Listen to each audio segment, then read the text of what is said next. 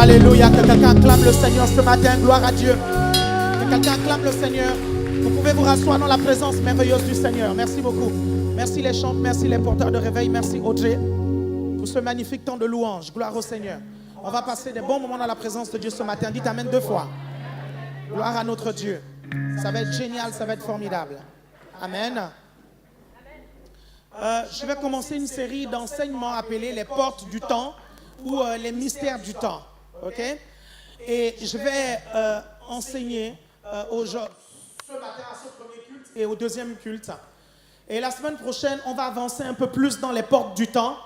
Et nous allons voir comment l'homme de Dieu a la capacité de stopper une saison pour ouvrir une autre.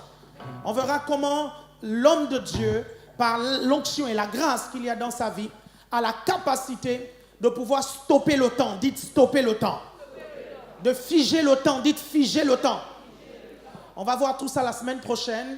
Et aujourd'hui, on a beaucoup de choses à voir parce que le thème de mon message aujourd'hui, donc on est dans la série Les portes du temps ou les mystères du temps.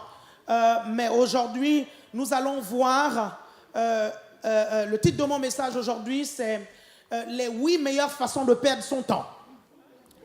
les 8 meilleures façons de perdre son temps. Je vais vous enseigner comment perdre votre temps. Je vais vous montrer mais comment le perdre sérieusement.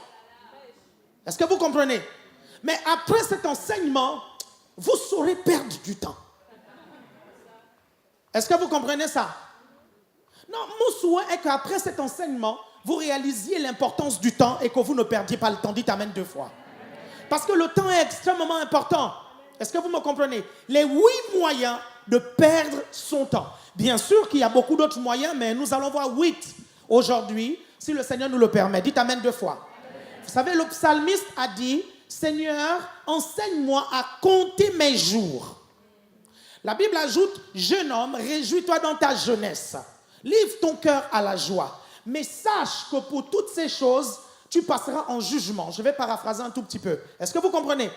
Vous pouvez faire tout ce que vous faites dans la vie, mais sachez qu'un jour, vous serez en face de Dieu. Et je vais vous enseigner ce matin, je vais vous donner des choses qui vont vraiment vous aider. Dis à ton voisin, il va nous aider ce matin. Et, vous savez, le but de ce ministère, c'est de vous accompagner dans votre destinée et donc de vous aider à découvrir le plan de Dieu pour votre vie et vous donner des éléments pour vous permettre d'accomplir le plan de Dieu pour votre vie. Est-ce que vous comprenez? Vous êtes venus sur la terre pour un but. Vous n'êtes pas venus sur la terre pour accompagner les autres comme on vous le dit souvent. Vous êtes venus parce que Dieu vous a envoyé et vous devez découvrir ce but et accomplir ce but. Et on aimerait vous montrer comment réaliser votre destinée dans le succès. C'est la raison pour laquelle nous prêchons sur la guérison divine. Parce que nous savons que la maladie peut limiter la réalisation de notre destinée. C'est la raison pour laquelle nous prêchons sur la prospérité. Parce que nous savons que l'argent, le manque d'argent, peut limiter la réalisation de votre destinée. C'est la raison pour laquelle nous vous enseignons les clés du succès. Parce que Dieu est un Dieu de succès. La Bible dit que lorsqu'il a créé le monde et il a vu que cela était bon, le monde tient dans l'univers, la planète Terre tient dans l'univers avec beaucoup de succès. Dites amen 2 fois. Amen. Vous êtes toujours avec moi? Bougez vos pieds, dites on est avec toi, pasteur. C'est bon, vous êtes là? Ok, faites comme ceci. Vous arrivez à me suivre? Ok, vous êtes chrétien, n'est-ce pas? Vous aimez Dieu, n'est-ce pas? Vous voulez suivre Dieu, n'est-ce pas? Vous avez donné votre vie à Dieu, n'est-ce pas? Qui l'a reprise ici? Est-ce qu'il y a quelqu'un ici qui a donné sa vie à Dieu et qui a repris sa vie? Si vous tous ici, vous avez donné votre vie à Dieu et que vous ne l'avez pas reprise, ça veut dire que vous devez faire la volonté de Dieu. Et que vous devez dire comme Jésus, ma nourriture est de faire la volonté de mon Père. Est-ce que vous comprenez? Il y a un souci, dites il y a un souci. Il y a un problème, dites il y a un problème. Et on va essayer de le résoudre aujourd'hui. Est-ce que vous comprenez? C'est que Dieu est dans l'éternité. Et nous sommes appelés à l'éternité. Et nous venons de l'éternité. Est-ce que vous comprenez? Dès l'instant où nous acceptons Jésus, nous avons la vie éternelle. L'éternité a commencé. Mais le problème, c'est quoi? C'est que nous sommes dans une phase de notre existence où nous sommes limités. Nous sommes limités dans l'espace et nous sommes limités dans le temps. Nous sommes limités dans l'espace parce que nous sommes dans une planète appelée Terre. Dites Terre. Est-ce que tout le monde sait ici qu'on est sur la planète Terre? Est-ce que chacun d'entre vous ici est sur la planète Terre? Celui qui est sur la planète Terre, il dit « J'y suis maintenant ». Est-ce que vous comprenez? Vous n'êtes pas sur Mars, vous n'êtes pas sur Jupiter, vous comprenez? Vous n'êtes pas sur Vénus, vous êtes bien sur la Terre. Est-ce qu'il y a quelqu'un ici qui est au ciel maintenant? Notre esprit est au ciel, nous sommes au ciel avec Christ, mais notre corps est ici, notre âme est ici, nous opérons ici sur la terre, dites terre. Est-ce que vous me suivez? Pourquoi je vous dis ça? Je vous dis ça parce que tant que vous êtes sur la planète Terre, vous serez limité par un facteur qu'on appelle le temps. Et vous êtes limité par le facteur temps. Pourquoi? Parce qu'en fait, la Terre est suspendue dans l'univers et la Terre tourne autour d'elle-même pour faire le tour du Soleil en 365 jours, un quart. Est-ce que vous comprenez? La Terre tourne autour d'elle-même en 24 heures, mais la Terre tourne autour du Soleil en 365 jours, un quart. Est-ce que vous me suivez? Est-ce que je dis bien les choses? Dieu ne dort. C'est bon, n'est-ce pas? Est-ce que vous comprenez? À cause de cette révolution terrestre, il y a une notion qui a vu le jour appelée le temps. Dites le temps. Et en tant que chrétien, en réalisant votre destinée, vous devez réaliser 3 facteurs sur le temps. Le premier facteur sur le temps que vous devez réaliser, c'est que le temps est limité. C'est que quand la Terre a fait le tour sur elle-même, un jour est déjà passé. Quand la Terre a fait un tour autour du Soleil, une année est déjà passée. Est-ce que vous comprenez? Vous arrivez à comprendre ça? Le temps est limité.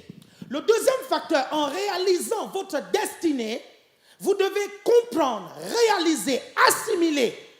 Vous comprenez que parce que le temps est limité, il est donc rare.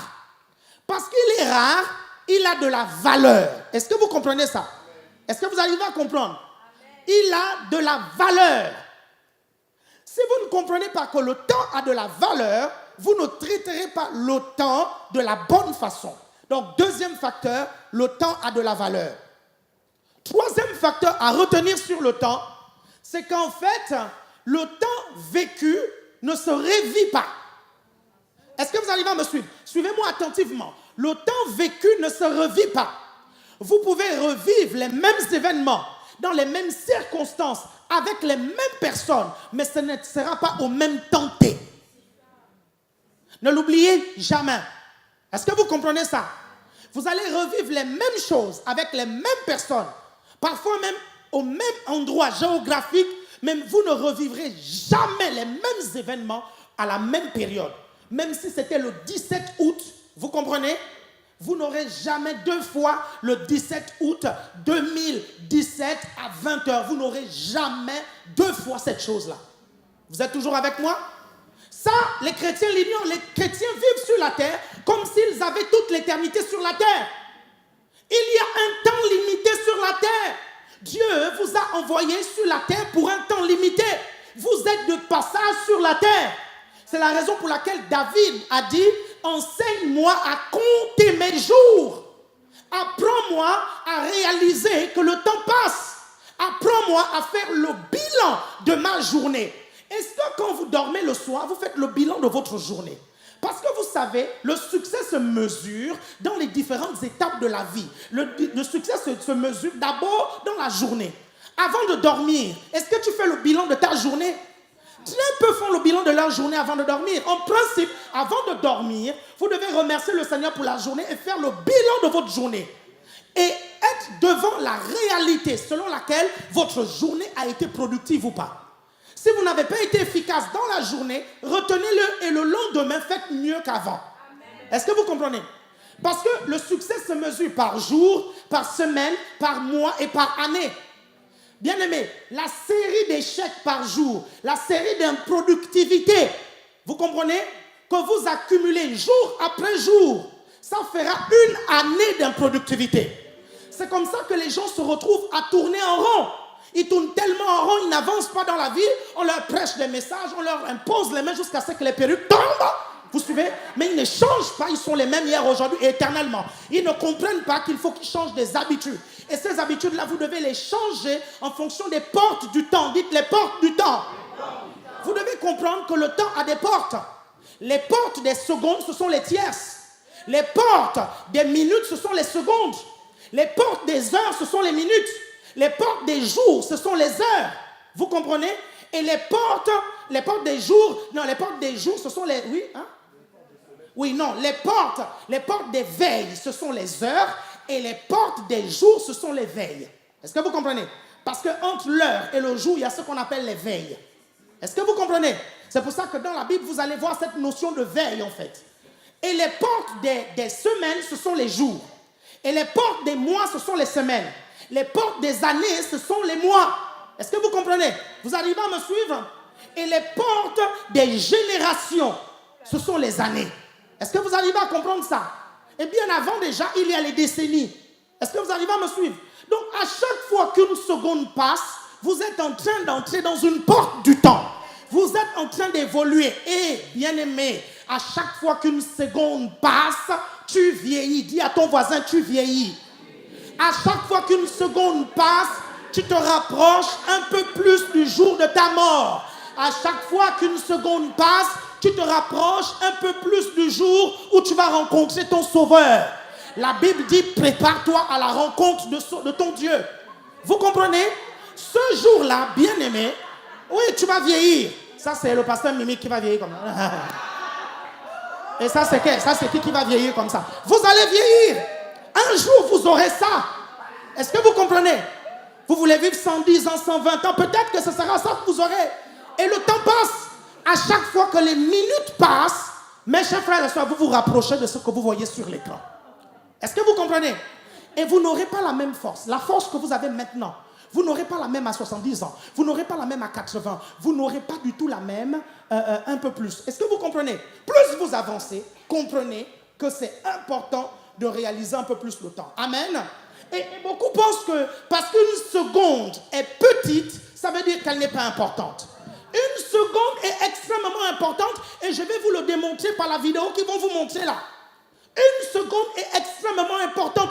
Même une tierce, même une centième de seconde est importante. Demandez à Usain Bolt. Demandez à Usain Bolt.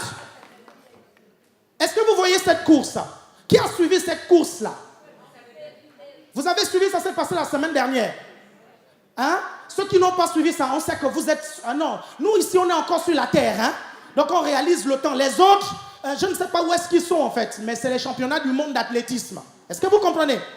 Et si vous regardez cette course, il y a 2 leçons que nous apprenons. La première leçon, c'est quoi? C'est que les premiers seront les derniers. Ce n'est pas parce que tu as été premier tout le temps en fait, que tu seras premier la prochaine fois. Tu dois te maintenir. Tu dois te discipliner. Tu dois continuer à travailler. Vous comprenez? La deuxième leçon, c'est que tu vieillis. Après cette course, vous savez ce qu'Usain Bolt a dit? Usain Bolt a dit que j'ai su que c'était le moment d'arrêter. Est-ce que vous comprenez? Il dit quand mon corps commence à faire mal, j'ai su que c'était le moment d'arrêter. Est-ce que vous comprenez? Si vous ne réalisez pas qu'une seconde, c'est important, j'aimerais que vous puissiez voir un peu les scores de ces 3 personnes qui sont passées. 3 personnes, vous allez voir. Déjà, Gatlin, 9 secondes, 92 centièmes. Christian Coleman, 9 secondes, 94 centièmes de seconde. Usain Bolt, 9 secondes, 95 centièmes. En fait, les 3 ont fait 9 secondes.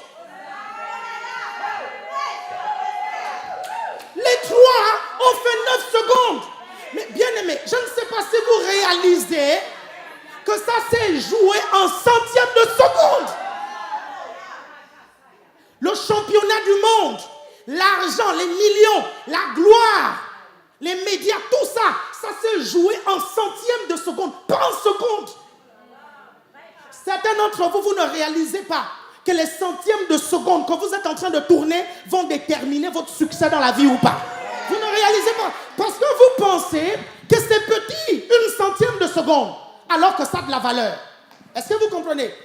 Quand on arrive à la minute, vous ne comprenez pas. Vous savez, on gaspille. Nous, les chrétiens, on gaspille tellement le temps qu'on pense qu'une minute, c'est pas long.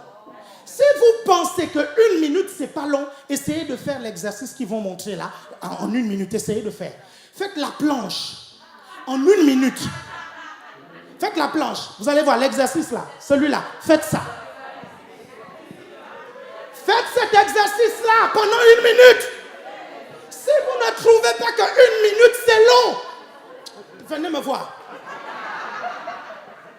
Testez à la fin du culte. Allez faire ça. Retenez bien. Hein? Retenez bien l'image. Faites-le. Vous allez réaliser la valeur d'1 minute. Vous verrez qu'1 minute, c'est véritablement long. Le problème, c'est que nous, les chrétiens, on vit ici sur la terre, en fait, comme si le temps, c'est important. Et quand les anglophones disent « time is money », nous ne le réalisons pas. Hein? Nous faisons les choses. En fait, on consacre notre temps. 1 heure, c'est extrêmement important. Demandez au bachelier. Demandez. Quand on te donne une dissertation de 4 heures à faire, et qu'en 4 heures, tu n'as pas pu finir la dissertation, est-ce que vous comprenez? Qu'est-ce que tu dis? Si seulement on m'avait donné 1 heure supplémentaire. Demandez au médecin, il vous dira qu'en 1 heure, on peut sauver une vie. Le médecin vous dira même que ça se joue parfois en 5 minutes. Les médecins vous diront même que ça se joue en 1 minute. C'est seulement nous les chrétiens, hein? On a toute l'éternité devant nous. En fait, parce qu'on a l'éternité, on pense que sur la terre, on a toute l'éternité devant nous. Et sur la terre, vous n'allez pas vivre éternellement maintenant. Hein? Un jour, vous comprenez, votre corps va céder. Parce que votre corps est en train de vieillir. Vous suivez? Et vous vous présenterez devant Dieu pour rendre des comptes pour chacune des minutes que vous avez perdues. Pour chacune des secondes que vous avez perdues. Pour chacune des heures que vous avez perdues. Pour certains d'entre vous, pour les années que vous avez perdues. Les années. Nous allons étudier ce qu'on appelle la loi des cycles et des saisons dans le futur. La loi des cycles et des saisons, vous savez, elle est tellement terrible. C'est que actuellement, il y a 4 saisons qui durent 4 mois, n'est-ce pas? Hein, qui dit combien? 3 mois, non, 3 mois. 3 mois la saison. Est-ce que vous suivez? 3 mois la saison. Et nous pensons, quand on parle de saison spirituelle, nous pensons que les saisons spirituelles ont la même durée. Les saisons spirituelles n'ont pas la même durée. Et vous devez comprendre que les saisons spirituelles déterminent ce que vous vivez sur la terre. Les saisons spirituelles. Au moment où vous me parlez, vous êtes dans une saison. Et vous devez apprendre à l'identifier. Vous êtes dans une saison. Le problème, c'est que les saisons spirituelles ne durent pas 4 mois. Les saisons spirituelles peuvent durer 10 ans. Une saison spirituelle peut durer 2 ans. Le plus terrible, c'est qu'une saison spirituelle peut durer 40 ans, une génération. Ça, c'est terrible. Mais nous ne comprenons pas ces choses-là. Vous suivez? On se lève le matin, on passe toutes nos journées à regarder la télévision, on enchaîne les séries, on les enchaîne, on les enchaîne, on les enchaîne. Au lieu d'aller chercher du travail, on les enchaîne. Au lieu de pouvoir lire, vous comprenez, lire, investir dans sa personnalité, faire des choses qui sont utiles. Est-ce que vous comprenez ça? Vous passez votre journée à regarder la télévision, regarder. On va voir ça tout à l'heure. C'est pas mauvais les loisirs, mais on va voir la limite des loisirs. Est-ce que vous arrivez à comprendre? Faites attention à ce que vous faites. Faites attention. Moi, quand je consacre quelque chose, quand je consacre du temps à quelque chose, je le fais bien. Est-ce que vous comprenez? Je le fais bien. Pourquoi? Parce que c'est du temps que je dépense. Est-ce que vous suivez? Certaines personnes m'ont dit, oui, mais pourquoi tu prends des cours de chant? Tu es prédicateur. Je dis, non, j'ai envie, pendant que je chante, je dirige la louange. Et autant le faire bien. Est-ce que vous comprenez? Je ne peux pas me mettre là à chanter et puis dire non, ce qui est important, c'est le cœur et l'onction. Je ne fais pas partie de ces personnes-là. Est-ce que vous comprenez? Moi, je veux le cœur, je veux l'onction, je veux l'excellence. Je veux tout. Est-ce que vous comprenez?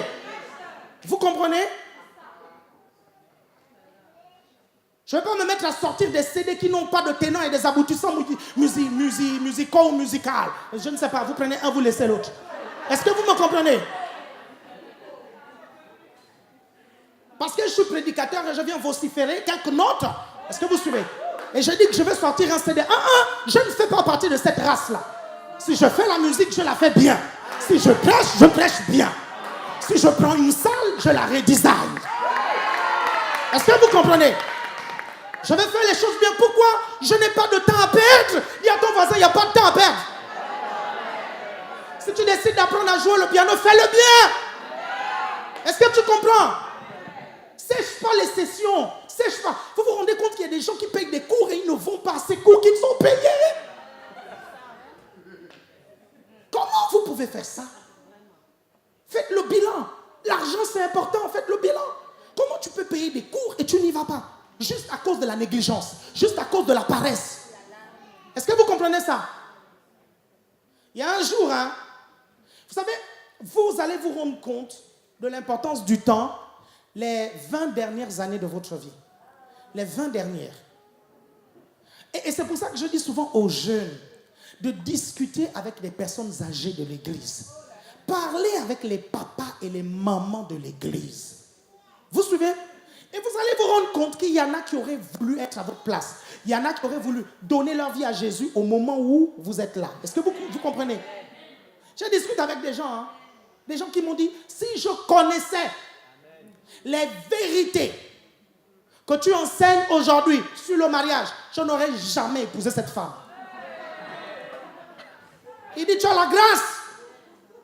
Il dit, tes pasteurs ont la grâce. Est-ce que vous comprenez? Parce qu'on leur enseigne les choses. La Bible dit, ô Éternel, tu me feras connaître les sentiers de la vie.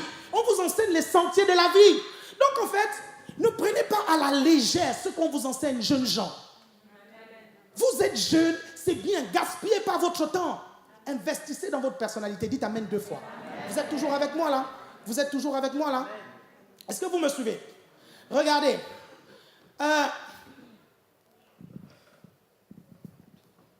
Avec le temps qu'on vous donne, organisez le temps en fonction des priorités. Le temps, on le gère. Et comment on le gère? En l'organisant. Et comment on l'organise? En déterminant les priorités.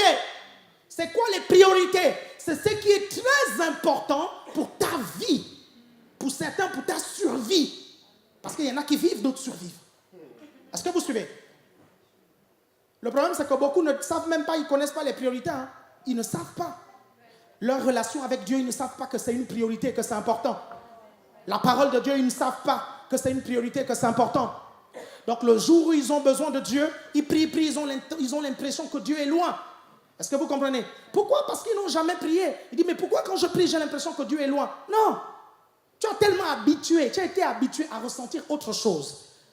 Que tu ne ressens plus Dieu qui est là à présent, c'est-à-dire il est là en face de toi, tu ne le ressens parce que tu as été habitué, tu es trop sensible à autre chose, tu es sensible aux choses du monde, tu es sensible à la chair, tu es sensible aux informations qui se disent autour, tu es sensible aux critiques, tu es sensible à ce qu'on dit de quelqu'un, tu es plus sensible à ça. Est-ce que tu comprends? Quand quelqu'un à côté parle de quelqu'un, tu dis, il a fait quoi encore? Il a fait quoi? Est-ce que tu es sensible à ça? Tu n'es pas sensible à Dieu. Donc quand Dieu se révèle à toi, c'est tout à fait normal que tu ne ressentes pas sa présence. Est-ce que vous arrivez à comprendre ça? Vous focalisez sur l'essentiel. Et l'essentiel, c'est Dieu. C'est la raison pour laquelle nous vous demandons d'avoir constamment la conscience de la présence de Dieu dans votre vie. La conscience que Dieu est là et il vous suit partout. Est-ce que vous comprenez? Donc vous organisez ça en fonction de vos priorités. Et vous devez comprendre que être dans la volonté permissive de Dieu, c'est faire du hors-sujet dans la vie. Ça, vous devez comprendre ça. Être dans la volonté permissive de Dieu, c'est faire du hors-sujet dans la vie. Qui a déjà fait du hors-sujet? Moi, j'ai déjà fait du hors-sujet dans mes copies. Hein. HS, hors-sujet. Tu te présentes devant le trône de Dieu. Dieu te dit, tout ce que tu as fait, mais c'est bien, mais c'est parfait, mais c'est excellent. Mais ce n'est pas le sujet que j'ai demandé. Est-ce que vous vous rendez compte de ça? Est-ce que vous vous rendez compte à quel point c'est important de déterminer le plan parfait de Dieu pour notre vie? C'est la raison pour laquelle quand beaucoup d'entre nous sommes dans la volonté permissive de Dieu, il préfère nous reprendre. Parce que vivre longtemps comme ça dans la volonté permissive de Dieu nous rapproche un peu plus de l'enfer. Et donc, pour vous préserver de l'enfer, il vous prend plus tôt que prévu. C'est pour ça que certains meurent de façon prématurée. Et nous prions et nous sommes abattus. Et nous disons, oh Dieu, nous avons prié, pourquoi tu ne l'as pas ramené à la vie? Tu ne connais pas la vie de la personne. Tu ne connais pas le plan de Dieu de la personne. Tu ne sais pas ce que la personne a dit à Dieu. Peut-être que c'était mieux pour la personne que Dieu puisse la reprendre. Parce qu'elle est en train de bastonner un gros hors-sujet. Est-ce que vous comprenez ça? HS. Complètement à côté de la plaque. Est-ce que vous suivez? Il arrive là-bas, les anges l'entourent, lui. Mais qu'est-ce qui t'a pris? Quand tu t'es converti ce jour-là, on te chantait, tu peux naître de nouveau. Tu as clairement entendu Dieu te dire, qui t'appelle ça, mais pourquoi tu t'es détourné? Non, c'était quelqu'un à l'église qui m'avait dit que c'était machin, oh c'était dehors. Non, je regardais un jour une vidéo sur internet et puis on critiquait le pasteur Alain Patrick et puis j'ai commencé à mettre de côté tous les conseils que le pasteur Alain Patrick donne. Erreur monumentale. Monumentale. Ne l'oubliez jamais. L'onction de Dieu est excellente et parfaite dans la vie d'un vase, mais le vase est imparfait. Ce que vous regardez, c'est l'onction. Ce n'est pas le vase. Ce n'est pas l'imperfection du vase. Le vase peut même être brisé. Le vase peut même être vieux, vous suivez. Mais l'onction qu'il y a dedans est excellente. Parce que l'onction est d'essence divine. Ça vient de Dieu. Tout don parfait et toute grâce excellente nous viennent d'en haut, du Père des Lumières, en qui il n'y a ni changement ni ombre de variation. Et beaucoup de chrétiens dans leur destinée passent à côté de la grâce de Dieu parce que Dieu met des gens pour les aider. Mais à cause des erreurs et les imperfections de ces gens-là, vous refusez de pouvoir prendre de ces personnes parce qu'elles sont imparfaites. C'est vous qui ratez, ce n'est pas la personne. C'est vous qui ratez. Et vous n'allez pas dire que Dieu ne vous a pas donné. Hein? Il attend quoi? Il attend de la maturité. Est-ce que vous comprenez? Il attend de la maturité de votre part. Distinguez le don dans la vie de la personne. Amen. Je vais vous aider, vous savez. Je vais vous aider. Le plan de Dieu dans ta vie est lié à 4 choses. Je vais vous aider. Le plan de Dieu dans ta vie est lié à 4 choses. 4 choses. La première chose, la plus importante, la très importante, c'est le salut des âmes et la formation des disciples. Ça, c'est lié. Et je vais vous donner des versets bibliques. Le plan de Dieu dans ta vie est lié intimement d'abord au salut des âmes et à la formation des disciples. Sinon, Dieu t'aurait pris dès l'instant où tu as accepté le Seigneur. Tu es là parce qu'il y a des personnes qui n'ont jamais entendu parler de Jésus. Et ces personnes-là sont les gens qui sont autour de toi. Hein. Tes amis, hein. Ta famille, hein. Les gens au travail, hein. Le chauffeur de bus avec qui tu parles tout le temps. Hein. Oui, celui qui t'avait dragué. Hein. Hein? Vous suivez? Ils n'ont jamais entendu parler de Jésus. Les personnes qui vous entourent. Tout plan, vous suivez? Tout plan qui se dit de Dieu doit être focalisé sur le salut des âmes. Amen. Si vous avez un plan et une vision et vous dites que ça vient de Dieu et qu'il n'y a pas un moyen là-dedans, une stratégie là-dedans pour sauver les âmes, mets ça à la poubelle. Tu es en train de faire un hors-sujet. Je te le dis, tu es en train de faire un... Peu importe, et je vais vous le démontrer, peu importe que tu sois ingénieur, que Dieu t'ait appelé à être ingénieur, que Dieu t'ait appelé à être médecin, que Dieu t'ait appelé à être footballeur, que Dieu t'ait appelé à être dessinateur, que Dieu t'ait appelé à être quelqu'un qui fait le ménage. Peu importe ce que Dieu te demande, que Dieu t'ait appelé à faire des œuvres sociales. Si Dieu t'appelle à faire ça, c'est parce qu'il a dit, allez, vous comprenez, et faites de toutes les ethnos, toutes les nations, tous les groupements de personnes, toutes les corporations, tous les corps de métier des disciples. C'est ça que ça veut dire ce mot nation. Le mot nation ne signifie pas pays. Hé, réveillez-vous. Le problème, c'est que beaucoup d'entre nous, nous n'étudions pas les mots. C'est pour ça que nous n'arrivons pas à les comprendre. Parce que généralement, le mot nation a été assimilé au pays. On se dit que la nation, c'est le pays. La nation, ce n'est pas le pays. Est-ce que vous arrivez à me comprendre? Est-ce que vous arrivez à me comprendre? La nation, ce n'est pas le pays. Il y a des territoires sur lesquels il n'y a pas de nation. Il y a des territoires sur lesquels des gens vivent. Par exemple, en Palestine, je vous ai dit. En Palestine, avant que la nation d'Israël ne s'installe, il y avait des groupes par-ci, par-là, en fait. Mais ce n'était pas une nation. Est-ce que vous arrivez à me suivre? Une nation, c'est un groupement de personnes avec une culture, une manière d'agir, une civilisation. C'est pour ça que la Bible dit, et vous, vous êtes une nation sainte, une race élue. Là où nous sommes la nation du royaume de Dieu. Est-ce que vous arrivez à me comprendre? Est-ce que vous me suivez? Vous êtes toujours avec moi là? Donc là où vous êtes, connecté au salut des âmes. Dis à ton voisin, ne dors pas, ne dors pas. Si ce n'est pas connecté, regardez, je vais vous donner des versets bibliques. Regardez, vous prenez déjà Daniel chapitre 12, verset 3. Daniel chapitre 12, verset 3. Daniel chapitre 12, verset 3.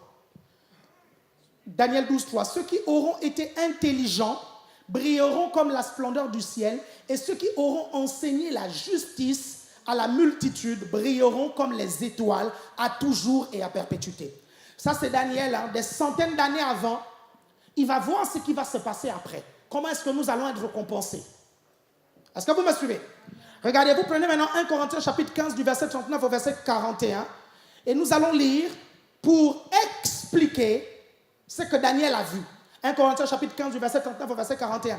Mes chers frères et sœurs, c'est important que ces choses que je vous enseigne là, sur la vie future, vous le sachiez, que vous le reteniez, que vous en soyez conscient, que tout ce que vous faites dans la vie, vous ayez ces informations dans un petit coin de votre petite tête. Faites avec moi. Et pour ceux qui ont des grosses têtes, vous mettez, il y a de la place, vous mettez. Parce que nous n'avons pas tous la même taille de tête. Amen. Alléluia. Il y en a qui ont des grosses têtes. Gloire à Dieu pour eux, ils peuvent mettre beaucoup de choses. Il y en a qui ont des petites têtes, ils sont obligés de trouver la place par-ci, par-là, ils sont peut-être plus futés. Regardez, toute chair n'est pas la même chair. Ok? C'est ce que j'ai dit, non? Il y en a qui ont les grosses têtes et d'autres des petites, non? Ok? Mais autre est la chair des hommes, autre celle des quadrupèdes, autre celle des oiseaux, autre celle des poissons. Il est en train de nous parler de la chair. Et comprenez-moi bien, il y a aussi des corps célestes et des corps terrestres. Ok? Mais autre est l'éclat des corps célestes.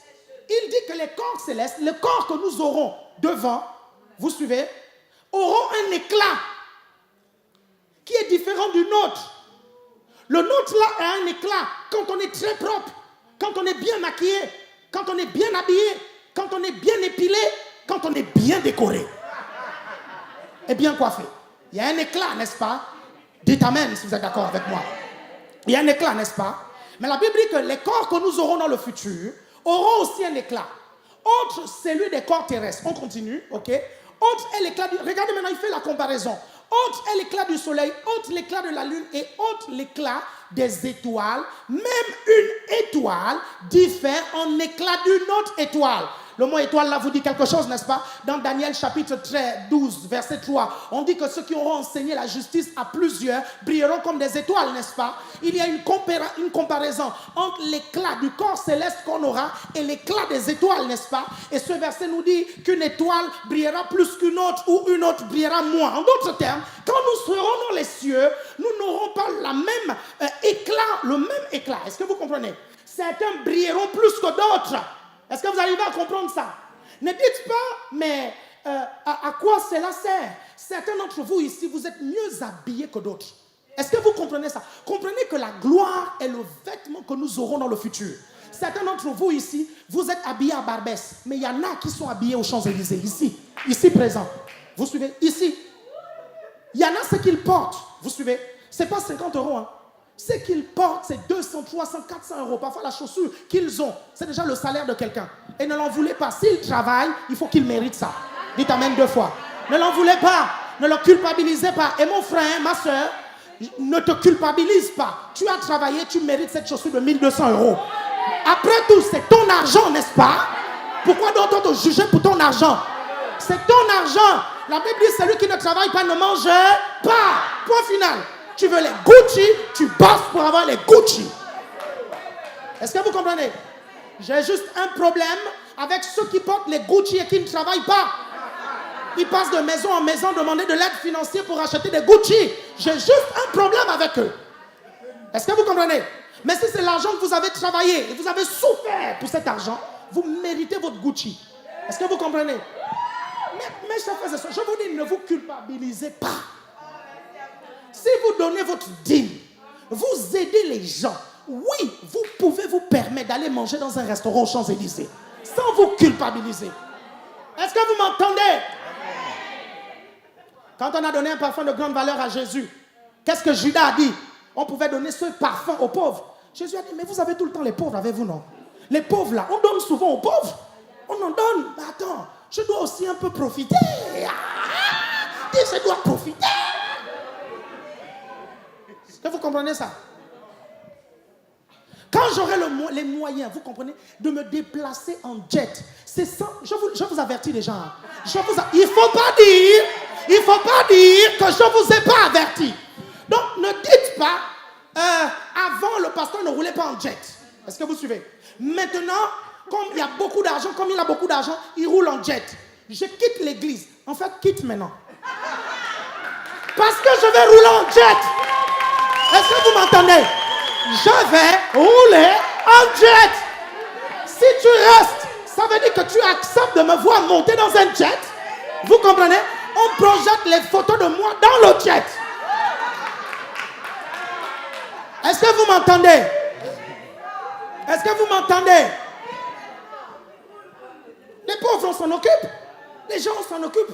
Aider les gens, moi je le fais. Je n'ai pas besoin de me culpabiliser, je vous assure. Je n'ai pas besoin. J'aide les gens, moi je sais que je le fais. Je donne ma dîme, je sais que je le fais. Je bosse, je travaille. Hier, on est encore quitté d'ici à 21 h, vous comprenez? Je bosse dur. Le ministère que vous voyez là, c'est pas je me suis enfermé un jour dans ma chambre et j'ai dit 20 fois Alléluia, Alléluia, Alléluia, Alléluia, Alléluia, Alléluia, Alléluia, Alléluia, Alléluia, Alléluia, Alléluia, Alléluia, Alléluia, Alléluia. Et un Alléluia égale un baffle d'apparu. Non, mais il y a des gens qui pensent que le ministère se construit avec Alléluia, Alléluia, avec Amen, Amen, Amen, Amen, Hosanna, Hosanna, Hosanna, Hosanna, Hosanna. Il faut bosser, dites bosser. Il faut travailler. Est-ce que vous comprenez ça? Tu pries, tu travailles. Tu pries, tu travailles. Tu pries, tu travailles. Et je n'ai pas de culpabilité. Vous comprenez? Quand on a fait tous les travaux là, j'étais là du premier jour au dernier. Vous comprenez? J'étais là. Je bossais. Et ça a toujours été comme ça depuis le début du ministère. Hein. Ça a toujours été depuis le premier jour du ministère. Je sais que le ministère, on travaille.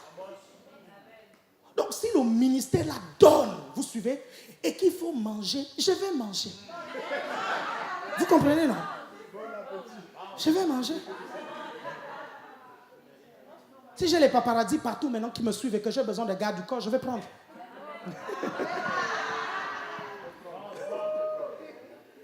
Faut pas dire que je ne vous ai pas averti. Hein.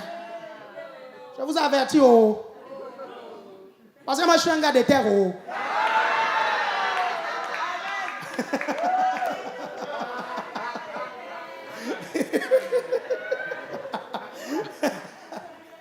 Est-ce que vous comprenez ça?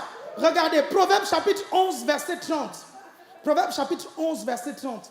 Non, parce qu'il y a des gens qui viennent, qui te disent parfois, non, pasteur Alain Patrick, non, quand j'ai intégré le ministère, ce n'était pas comme ça, machin, tout ça. Depuis le début de ce ministère, j'ai toujours dit aux gens là où on part. J'ai toujours expliqué aux gens là où on part. Donc, quand tu sais là où on part, tu ne peux pas dire, quand on est arrivé à cet endroit, dire qu'avant, ce n'était pas comme ça. L'état a changé. Alléluia. On est dans une autre saison. Est-ce que tu arrives à me comprendre? Adapte-toi à la nouvelle saison. C'est tout. Vous arrivez à me suivre? Vous arrivez à me suivre? Certains d'entre vous, vous n'arrivez même pas à vous adapter aux saisons que vos conjoints, que vos amis vivent. Parfois, ton époux ou ton épouse est maintenant dans une autre dimension. C'est-à-dire qu'il est fully loaded, c'est-à-dire qu'il est rempli du Saint-Esprit, ou elle est remplie du Saint-Esprit. En fait, ce n'est plus la même personne. Mais tu n'arrives toujours pas à réaliser que ce n'est plus la même personne. Donc, il faut que tu la traites maintenant dans le degré de l'onction et la grâce qui est dans sa vie. Est-ce que vous comprenez? L'immaturité, c'est refuser de voir les autres grandir. Ça, c'est l'immaturité. L'immaturité, c'est ça. L'autre a grandi. Vous comprenez? Tu fermes les yeux. Tu ne veux pas accepter qu'il a grandi. Vous comprenez? L'autre a changé de niveau d'onction. Tu ne veux pas admettre qu'il a changé de niveau d'onction. Tu continues à le traiter comme si c'était la personne là qui ne priait pas, que tu avais croisé là, que tu avais aidé là. Vous êtes toujours avec moi? Vous êtes toujours avec moi? Est-ce que vous me comprenez? Le salut des âmes. Regardez, Proverbe 11:30 dit, le fruit du juste est un arbre de vie. Et le sage gagne les âmes. Le sage gagne les âmes. Ça, c'est la version d'Arby. Le sage gagne les âmes. Matthieu 28:19 dit, allez, faites de toutes les nations, ethnos, des disciples. Est-ce que vous comprenez? Amen. Le plan de Dieu pour votre vie, quel que soit ce plan, il doit être lié premièrement au salut des âmes. Amen. Et à la formation des disciples. Amen. Écoutez bien, il n'a pas dit allez et prêchez l'évangile. Il a dit allez et faites de toutes les nations des disciples. Il a dit de les former. Enseignez-leur à observer ce que je vous ai prescrit. Un disciple, ça se forme. Et tout le monde est appelé à former des disciples. Écoutez-moi bien, ce n'est pas l'affaire seulement du pasteur gentil, ce n'est pas seulement l'affaire des responsables, ce n'est pas l'affaire des pasteurs, ce n'est pas l'affaire du responsable de GR, c'est aussi ton affaire. Oui, toi qui m'écoutes, tu es concerné. Amen. Tu dois être capable de former un disciple. À la fin de l'année, tu dois faire le bilan. J'ai gagné combien d'âmes au Seigneur? J'ai formé combien de disciples? Si tu n'arrives pas à les avoir dehors, parfois Dieu les amène ici, jusqu'ici, hein. Tu discutes avec la personne, tu sais qu'elle n'est pas chrétienne. Mais tu sais qu'elle a soif et tu la laisses partir comme ça. Alors que tu peux en faire un disciple. Amen. Dieu l'a amené ici. Amen. Vous êtes toujours avec moi là? Est-ce que vous me comprenez? Amen? Amen. Amen. Dis à ton voisin, sache faire des disciples.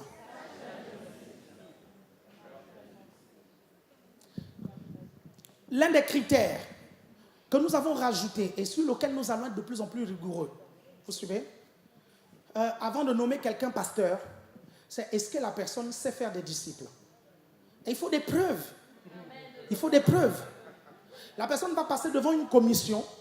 Et on lui dira de nous présenter 5 disciples qu'elle a formés et qui sont bien engagés à l'église. On ne demande pas beaucoup, on aurait pu demander 12. On aurait pu demander 12. Tu passes par la commission. Vous comprenez? 5 disciples. Tu nous montres. Parce que les gens apprécient bien le côté vedette du pasteur. Vous savez, nous prêchons l'évangile et nous rendons l'évangile simple. À un point où ceux qui sont assis pensent que c'est simple. Et à un point où ces personnes-là pensent que la prédication de l'évangile se limite juste à ça. Est-ce que vous comprenez? Alors qu'il y a bien plus. Il y a un travail que vous ne connaissez pas. Il y a les dessous de l'iceberg que vous ne voyez pas. Lorsque les gens t'appellent à 22, 23 heures pour résoudre des problèmes. Lorsque tu es au téléphone avec quelqu'un pendant des heures et que la personne ne veut pas comprendre une seule vérité que tu essayes de lui faire comprendre. Une seule. Et il faut que tu sois patient parce qu'un homme de Dieu est patient. Vous comprenez? Il faut que tu sois pédagogue parce qu'un homme de Dieu est pédagogique.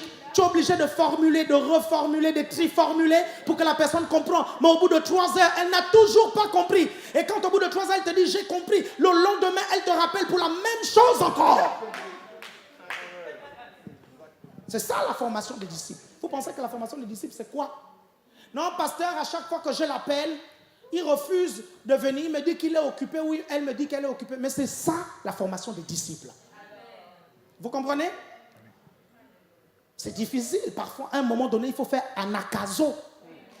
À un moment donné, il faut contraindre la personne à venir. Il faut insister. C'est le dernier opérateur téléphonique. Vous appelez 3 fois en 1 heure, juste pour vous retenir, pour les choses de la terre. Pourquoi toi, tu ne devrais pas appeler la personne pour la retenir, pour les choses du ciel? Je vous donne l'autorisation. Anakazo. Vous êtes avec moi? Deuxième chose, par rapport au plan de Dieu. Le plan de Dieu dans votre vie est toujours connecté à une église locale. C'est toujours connecté à une église locale. Pourquoi? Parce que les âmes se forment dans une église. C'est le meilleur environnement pour former une âme, pour qu'elle évolue dans une église. Si tu la mets dans un autre environnement, elle aura du mal à correctement se développer. Le meilleur endroit pour un élève d'évoluer, c'est à l'école. Est-ce que vous comprenez? Donc si toi-même, tu n'es pas régulier à l'église, c'est normal que l'âme que tu gagnes ne soit pas régulière à l'église. Tu perdras du temps, tu gagnes une âme, mais tu fais comme ces personnes-là qui mettent des bébés au monde et qui les abandonnent. Par-ci, par-là, ils les laissent. Spirituellement, vous l'amenez dans votre maison spirituelle, dans votre église. C'est insensé de gagner une âme et de l'amener dans une autre église. C'est comme si vous aviez honte de votre église. Je le redis. J'aime bien cette atmosphère glaciale. On dirait que c'est très intéressant. J'aime bien. Ça, c'est vraiment, c'est bien glacé et c'est bien. Je vais le redire parce qu'il faut que cette glace se brise. Hein? C'est dramatique, catastrophique.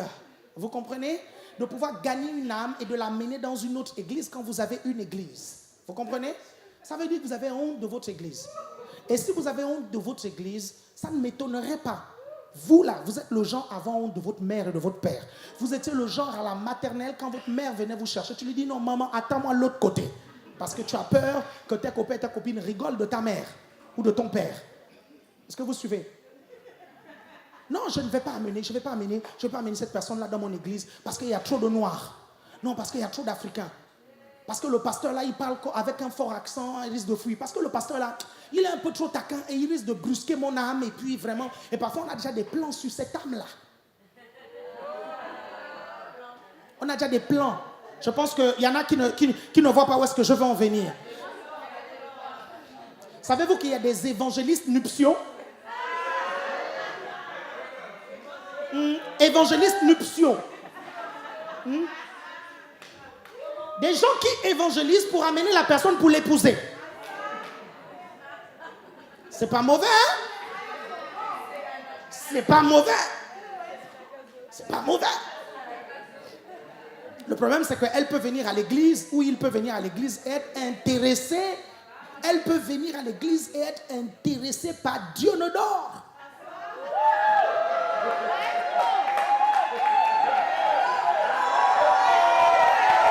Vous suivez?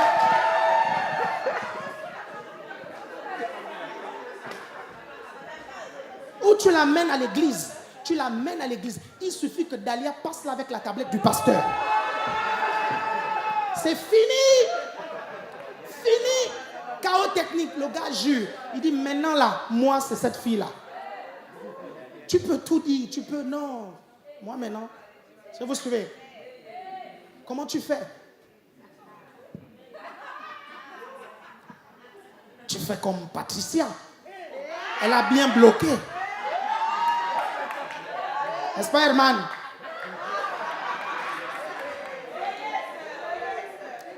Converti, lavé par le sang de Jésus, baptisé du Saint-Esprit et impliqué à la sono, cadenassé pour le mariage.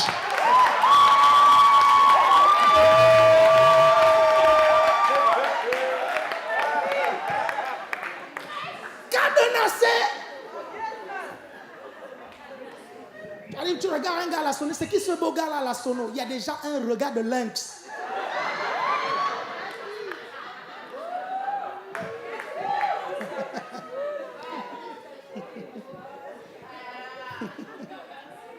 Le pasteur a dit que l'argent, ça se gagne, ça se gère et ça se protège. Un gars, ça se gagne, ça se gère, ça se protège.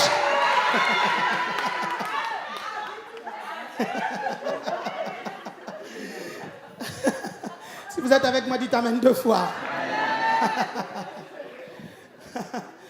Deux dernières choses, et je vous laisse tranquille. Et au deuxième culte, on va attaquer les 8 façons de perdre son temps.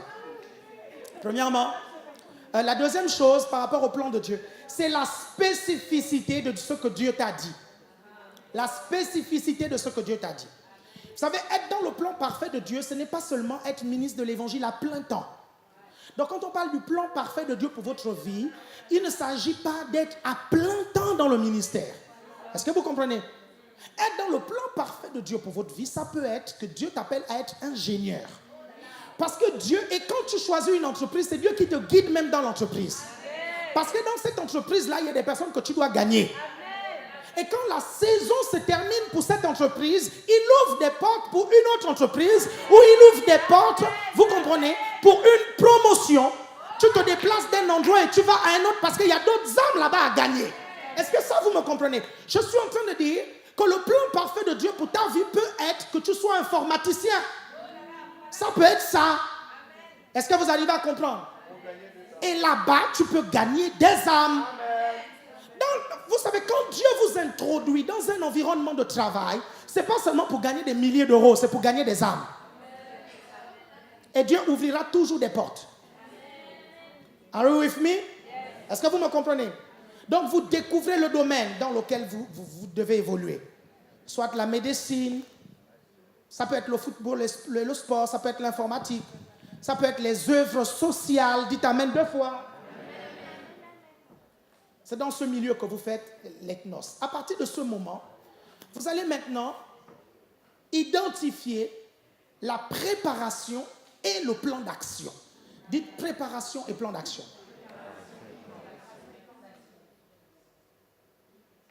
Ce qui me gêne avec les chrétiens, c'est que beaucoup sont dans le temps de préparation et ils ne comprennent même pas qu'ils sont dans le temps de préparation.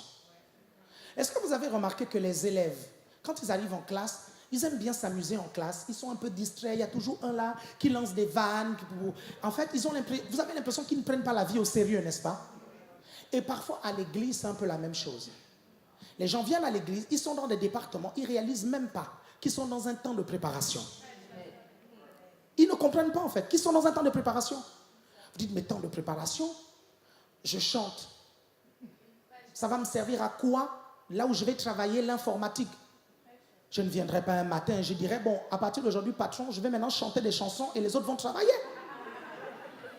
Ou, patron, je viens avec ma guitare. Vous ne comprenez pas.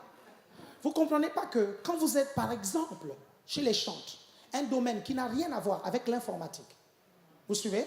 Quand vous êtes là-bas, vous êtes confronté à des caractères, à des personnalités, à un leader qui vous donne des instructions. Et quand vous allez dans votre travail, si dans le département, vous savez supporter les autres, si dans le département, vous savez suivre un leader, au travail, ce ne sera pas compliqué de supporter les autres et de suivre un leader. Tant de formation à l'église. Au GR, on vous donne un GR. Vous dites, mais à quoi un GR va me servir? Ça va me servir à quoi? À un moment donné, vous avez un projet au travail et il vous faut exposer ce projet parce que l'entreprise doit vous allouer un budget.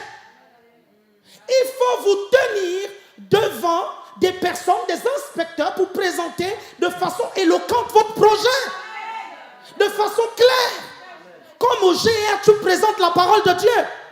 Parce qu'au GR, tu es habitué à la prise de parole en public. Vous comprenez? Faire cette présentation-là, ce n'est que du pain. Est-ce que vous arrivez à me comprendre? Est-ce que vous arrivez à me comprendre? Le temps de formation. Et l'église est une période. Et on vous donne souvent, on vous donne les moments où on vous prépare. Et beaucoup n'arrivent pas à comprendre que non, là, je suis dans la période où on me prépare à entrer dans ma destinée. Alors, je prends les choses au sérieux. Alors, je viens à l'heure aux réunions. Alors, quand je suis aux réunions, je suis attentivement ce qu'on me dit. Si on me donne un exercice à faire à la maison, je vais faire cet exercice-là. Parce que ce que j'apprends maintenant va m'aider pour le futur. Quel que soit le domaine dans lequel je suis. Parce que beaucoup d'entre vous vous demandez, mais ce qu'on m'apprend, ça va me servir à quoi? On t'a appris à utiliser un compas. Est-ce qu'aujourd'hui, tu utilises encore le compas? Dites-moi, tu as seulement appris, n'est-ce pas? Est-ce que vous arrivez à me suivre? Vous êtes toujours avec moi? Ok? Ok, très bien. Il y a encore beaucoup de choses à voir sur le plan de Dieu, mais nous allons voir ça au deuxième culte. On va se lever. Gloire au Seigneur. Gloire au Seigneur. Acclamons le Seigneur. Gloire au Seigneur. Gloire à Dieu. Comme on vous l'a annoncé, le deuxième culte, comme c'est un long culte. So I will take my time. J'ai traduit en anglais, hein, traduction en français. Hein. Donc je vais prendre mon temps. Ok? Et pour ceux qui ne seront pas là, au deuxième culte, tant pis pour eux.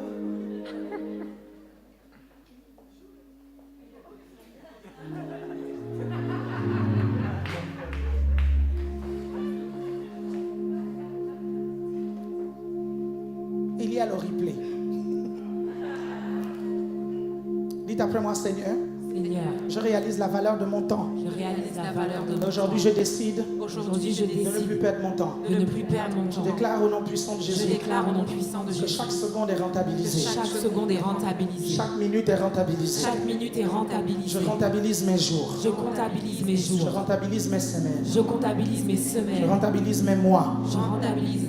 Et je rentabilise mes années. Je proclame au nom de Jésus le succès de chaque minute de ma vie. Le succès de chaque jour de ma vie. La productivité de chaque mois de ma vie. La productivité de chaque mois dans ma vie. Au nom de Jésus, je déclare que ma vie est un succès. Ma vie est une réussite. J'assimile. Je comprends. Je médite ces choses pour réussir dans ma destinée. Je déclare au nom de Jésus que je réussis ma destinée. Amen. Que le Seigneur vous bénisse. Merci.